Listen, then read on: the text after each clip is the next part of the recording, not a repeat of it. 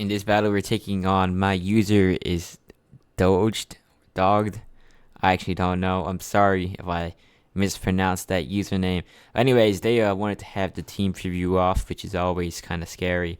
And what I used to say back in the day was whenever you see this, that might indicate for higher level opponents that they're running some sort of entry hazard Pokemon, and they don't want you to know that, so that you don't react accordingly. So then, like normally, I'd anticipate that and go into something that could really capitalize off of that. So, anyways, the Lopunny is here with the U-turn, and we do have Defog and Crobat. So the game plan would be the U-turn and then Defog right off the bat if I needed to.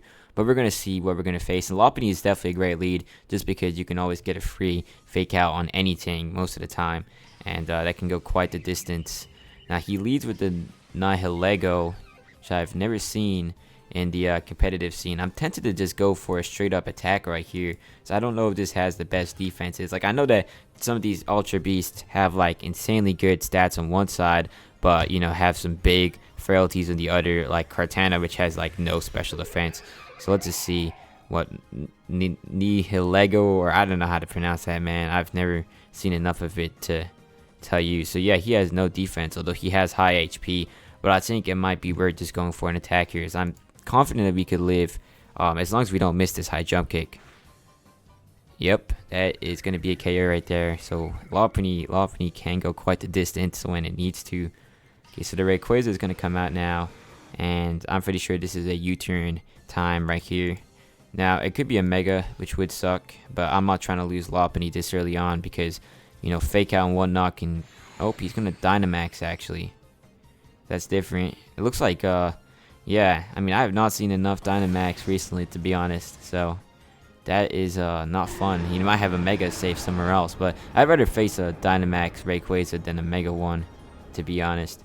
I think Landorus comes in and goes for the Intimidate, and if this is not a physical set, then we'll go to Mantine, and if it's mixed, then we have Cresselia, which should be able to handle it. Although that's going to be a lot of damage on all of my Pokemon, which I would not want to take.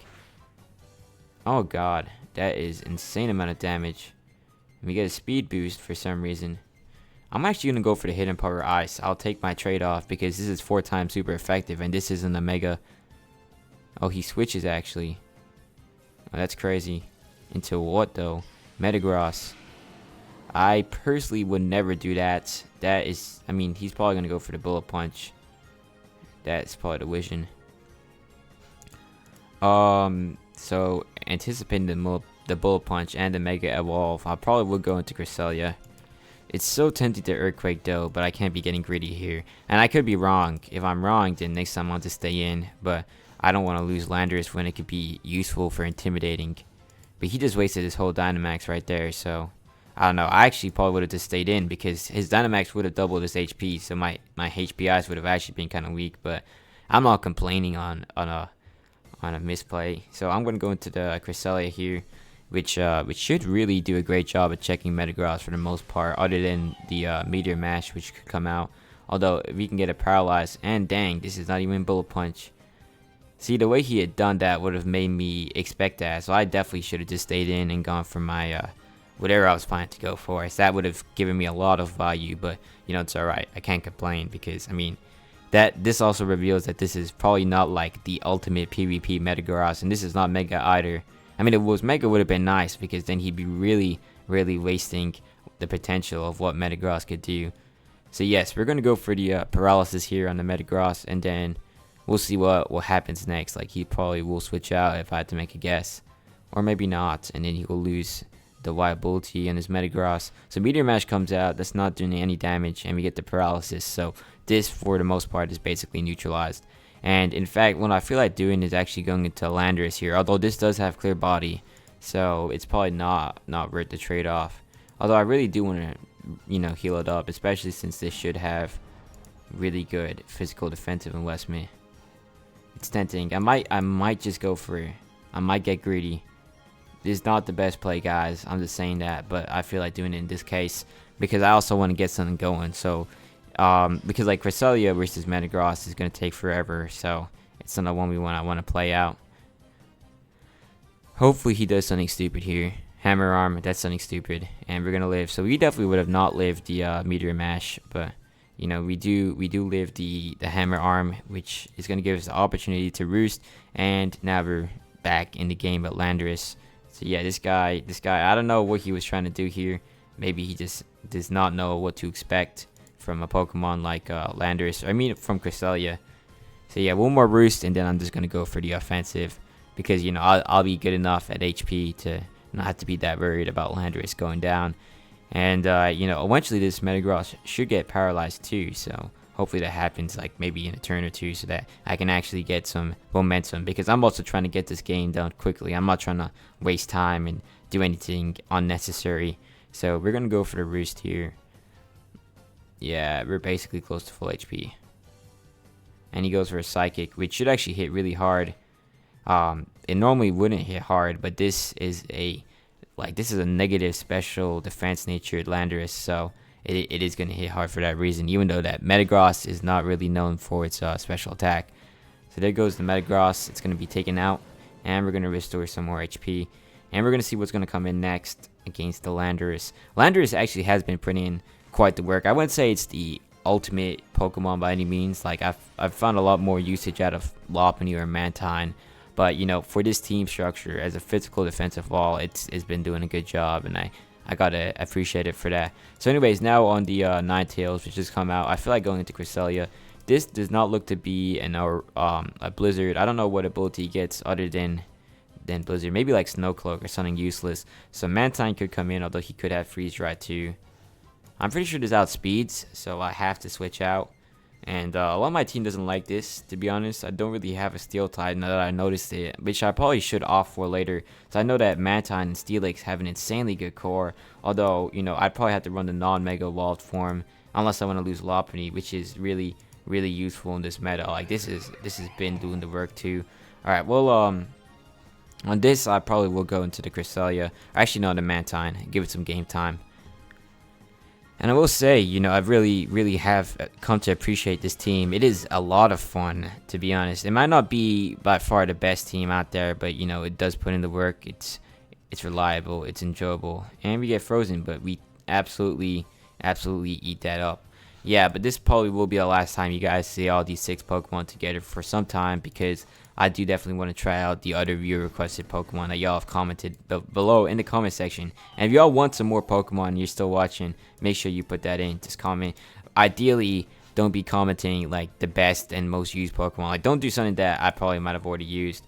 Like, I even know, like with Sizer, like that might be a common choice. Yeah, I like how Skull can actually melt the freeze just like that. And we might even pick up a burn here, which would be really nice. It's going to speed up the progress. Or maybe we should just switch out here. I don't want to have to take forever. That's like the only downside of these defensive Pokemon. Like, they're really useful at higher level games, but like in lower level games like this, they just slow you down more than they should. So Skull's going to come out. Yeah, like when it comes to a lower level battle like this, typically just having, something that's faster and stronger than your opponent will take you quite the distance, because then you can end the battle quickly by just going for super effective attacks. And if you have something like insanely powerful like Mega Diancie or Lopunny or Medicham or something like that, then you can just use a lot of raw power late game to clean up, as long as they don't have like an effective answer to your Pokemon.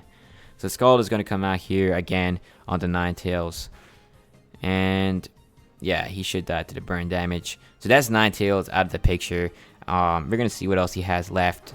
But yeah, like I said though, this is a fun team, primarily because like I like that I'm getting to use Pokemon that aren't like common, to say the least. Now Landorus is a bit different, but I mean, I need that guy there because I wanted a ground type, and I wanted something that has really good defensive presence that could support the team as a whole with Intimidate. So I mean, Landorus really does fit that role really nicely, and I figured that it would slot in nicely in this team. Although like the rest of these Pokemon, and Crobat, to be honest, has probably been the worst that I've used here. Primarily because, I mean, this set is just kind of weird, and that's what I've noticed. Like, when you don't use the Pokemon for its desired role, it can be kind of bad. I mean, well, this is kind of close to the set that's recommended, but it's not anything amazing. And that's that. And also with all these Pokemon, I probably might actually bring some of these guys back. Like Crobat and Trevenant might stay, because I did see other sets that were recommended. Like, I think someone said to just go for fully offensive Crobat as kind of like a cleaner, and Trevenant with more of like a I even know. Like, I guess a more defensive set, but like Will-O-Wisp and a couple of stuff, which would actually be really nice. I think alongside like Leech Seed. So here under your Yveltal, this is definitely not a time where we'd want to have to switch out, to be honest. But we could. I don't think we will. I'm just gonna go for the Skull Burn once again. Yeah, because I mean he can't really touch Mantine, since most of the time the Yveltals that you're gonna be seeing in the metagame are special. And really, personally, if I were one of these legendary users, I would run the Xerneas as my special attacker, and I'd run a Yveltal as a physical attacker, so you kind of have some variety going on. The Foul Play comes out and does insane damage, even though Mantine has no attack, because I mean the Dark Aura in conjunction with the critical hit will, you know, really elevate what Yveltal can do. So we're gonna Roost here. I think this guy's gonna be oh, he has Roost himself. Okay, that's tough, but it's all right. So let me see. Crobat could even come out. This last time to take care of Yveltal, I went for the Super Fang, and then I let the Crobat go down, and then after that I went into the Lopunny and finished the job. Okay, this is definitely annoying. He's got the Toxic on the Yveltal, which I've never seen before, especially since it has so much offensive capabilities without that.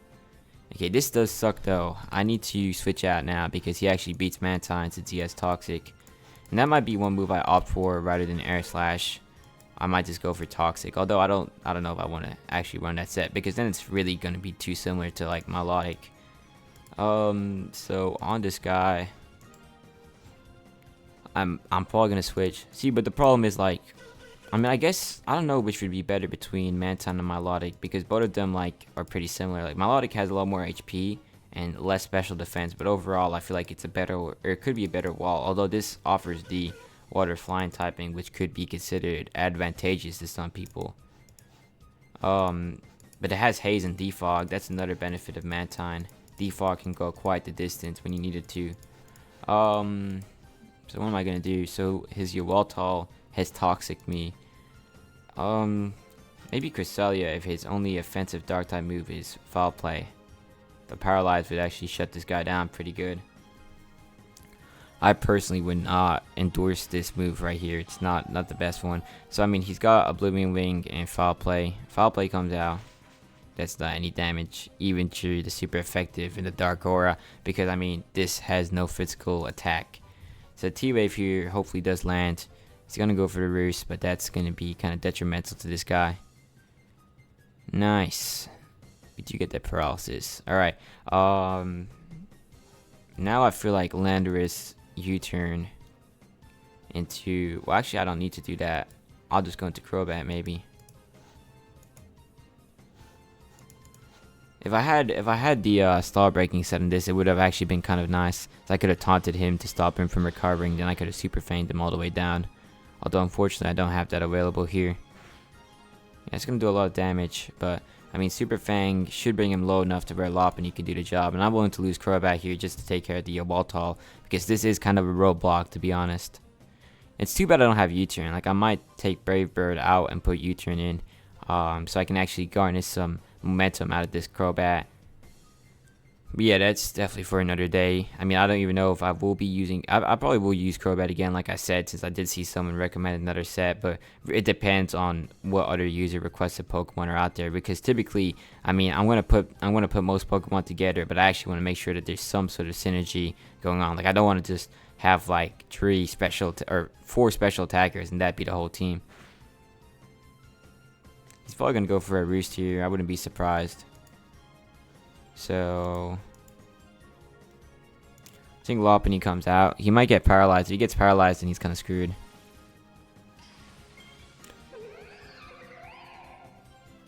Nice. And I think we pick up the KO here. I'm gonna just go for the fake out just for the insurance. As long as we don't miss the high jump kick. That's like the most important thing. Although I could just U-turn here too, so I don't have to rely on it. Since if he went for the Oblivion Wing, then the Crobat should pick up. Although he might have not gone for that. He might have gone for Roost, so the high jump kick makes a lot of sense here. Yeah, so there goes Yveltal. We did not need to overcomplicate it, although sometimes like I don't want to take the risk with, you know, RNG and whatnot. So he does actually have a Xerneas, which is scary, especially since my Mantine has been toxic. So I'm just gonna go for a U-turn here, and hopefully Cresselia can actually come in. Yeah, kind of. Mantine is gonna come in instead though, just in case he goes for the Geomancy, so I can haze it off. Let me just make sure I'm at full HP or close enough. Yeah, so I can definitely sustain one Moonblast before I go down.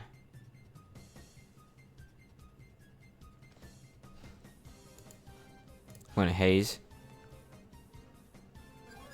So yeah, he definitely needs to put the Power Herb on that Xerneas so he can fully maximize what it can do. But yeah, we're gonna haze right now to shut that down before it gets dangerous. So I want to let this guy know that he's not getting any Geomancies off today. Cresselia is gonna come in because if he goes for another Geomancy, then I'll paralyze him and it's gonna be pretty nice. So then I can just go back into Mantine and haze it off, and then, you know, whittle him down with like something. I don't even know. Moonblast comes out this time.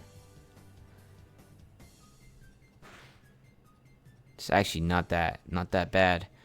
I'm going to go for the paralyze, even though that can miss, because I'd rather get some progress, especially if he goes for like a Geomancy right here. Yeah, so that's the end of Xerneas for the most part, or so I like to say. We might be mistaken, but I don't think I am mistaken here. Mantine is going to come back in and go for the haze. Or you know what? Even Trevenant could actually come in. That'd be cruel though. I'll take Mantine first and then Trevenant. I'm going to haze off the Geomancy, and then Trevenant comes in and I start my shenanigans on this guy. So I do want to give Trevenant some more game time before. Well, I mean, it's actually not going to go, I don't think. I do plan to use at least 1 or 2 more times with a different set.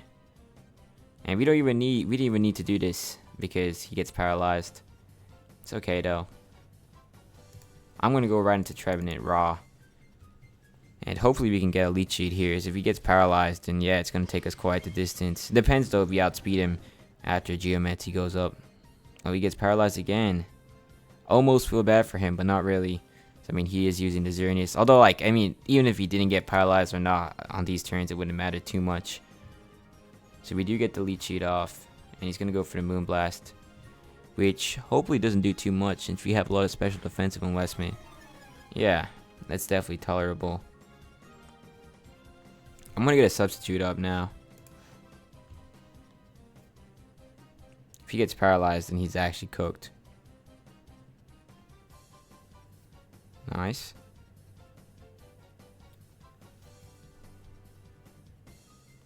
Okay, I think a Wood Hammer should actually bring him extremely low, to be honest.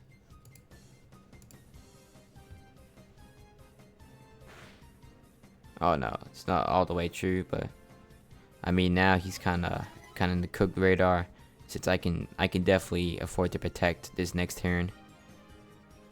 Yeah, right there you can see that the Wood Hammer does go quite the distance sometimes, especially against a Pokemon like Xerneas. Oh, he actually withdraws, so yeah, that's Xerneas basically dead. Rayquaza comes in, which looks to be in a different state than it was earlier. It's funny like how bugged the Dynamax is in this game. I don't think it should be raising my speed when he attacks, and he goes for the extreme speed. He's getting desperate at this point. I'm just gonna attack actually. I don't see the point. Like, Wood Hammer should do enough to be worthwhile even if it's not very effective.